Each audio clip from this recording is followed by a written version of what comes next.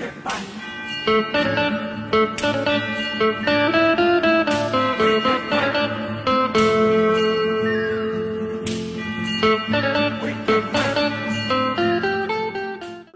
হিন্দ বন্ধুরা, এখন বাজে ভোর 4:43 আর প্রায় 4:30টার সময় আমরা বেরিয়েছি রুম থেকে।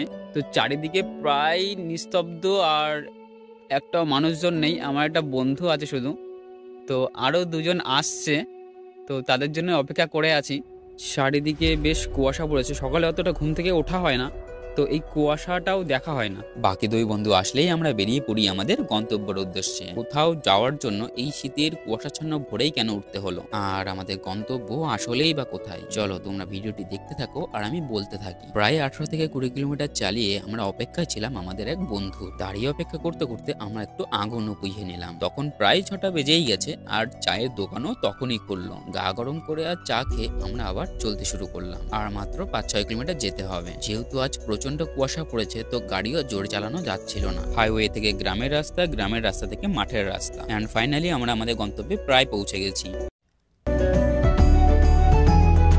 তো ভোর 4টার সময় বেরিয়ে আমরা এখন পৌঁছেছি কোথায়? মুকুন্দপুর। আর এখন আছি শালবনে।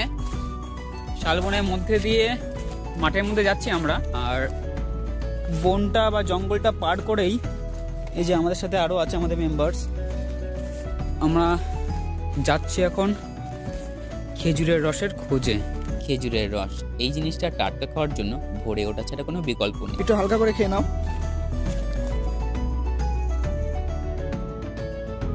ওয়াও, রিভিউ দাও, কেমন টেস্ট?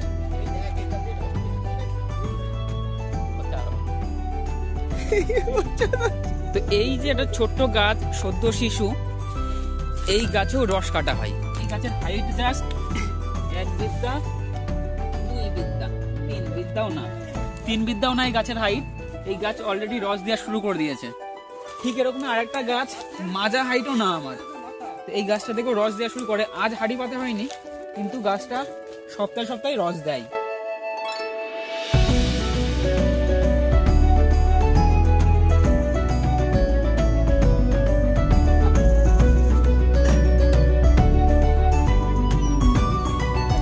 গাছ থেকে রসটা পারলাম, আর এখন গিয়ে ছেঁকনি দিয়ে ছেঁকে রসটা তারপরে খাওয়া যাবে।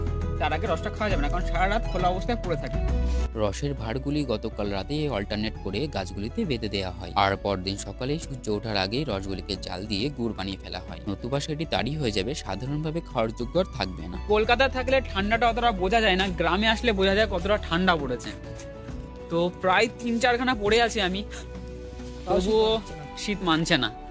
মাঠ জুড়ে প্রায় 15 থেকে 20 খানা গাছ, সব গাছ থেকে রস পেরে এক জায়গায় জমা করা হয়, তারপর জাল দিয়ে গুড় বানানো হয়। যেহেতু আমরা এসেছি রস খাওয়ার জন্য আর কিছুটা নিয়ে যাওয়ার জন্য, তো কাকা আমাদের বোতলে করে আলাদা করে ঢেলে দিল। প্রতি বছরই শীত পড়লে ভোরের এই প্ল্যান আমাদের থাকবেই। যেহেতু এবারকার শীতে এই প্রথমবারই আসলাম, তো প্ল্যানটাও আজই প্রথম হলো। খেজুর গাছের রস দুপুর বিকাল পর্যন্ত ফ্রিজে রেখেও খাওয়া যায়, কিন্তু এর টেস্ট কুয়াশাচ্ছন্ন ভোরেই কনকনে ঠান্ডায় সব থেকে বেশি পাওয়া যায়। আমাদের রস দেওয়া হয়ে গেলে বাকি রস দিয়ে গুড় তৈরি হবে, সেই প্রস্তুতি চলছে। রস খেয়ে পুরো শরীর ঠান্ডায় কাঁপতে শুরু করে দিল, সেই জন্য আবার একটু আগুন পুইয়ে নিলাম। এরপর আমরা বেরিয়ে পড়লাম আমাদের পরবর্তী গন্তব্যের উদ্দেশ্যে। তখন প্রায় 8:30 বেজেই গেছে। যত সকাল হচ্ছে কুয়াশা যেন আরো বাড়ছে। এই কুয়াশা মুখে লাগিয়ে আর ঠান্ডায় রস খেয়ে বেশ ঠান্ডা লেগে গেছে, কারণ এখন একদমই অভ্যাস নেই এইগুলো। আজ রাতে আবার দাদার বিয়ে, আদেও কি যেতে পারবো নাকি সেই সন্দেহ আছে। এরপর আমরা পৌঁছে গেলাম আমাদের পরবর্তী গন্তব্যে। একদম প্রথমে যে সিনেমেটিক ভিডিওটি দেখলে সেটা এখানকারই। জায়গাটি কেমন লেগেছে অবশ্যই জানাবে। বাংলার মাঠঘাট জুড়ে এরকম অপরূপ পরিবেশ প্রচুর আছে, এই জন্যই তো বাংলার মাঠঘাটে মুগ্ধ হয়ে কবি লিখেছিলেন, আবার আসিব ফিরে ধানসিঁড়িটির তীরে এই বাংলায়, হয়তো মানুষ নয়, হয়তো বা সংকোচিল শালিকের বেশে, হয়তো ভোরের কাক হয়ে এই কার্তিকের নবান্নের দেশে, আবার আসিব আমি বাংলার নদী মাঠ ক্ষেত ভালোবেসে। সব ফুলকুমার চলে এসছে একে একে। কই আর কই ওদিক আর একজন আছে, আর দাদার কানে গোল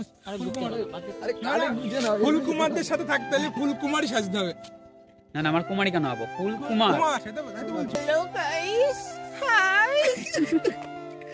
তাল গাছের পুকুর পাড়, অমল ঘোষের তাল পুকুর।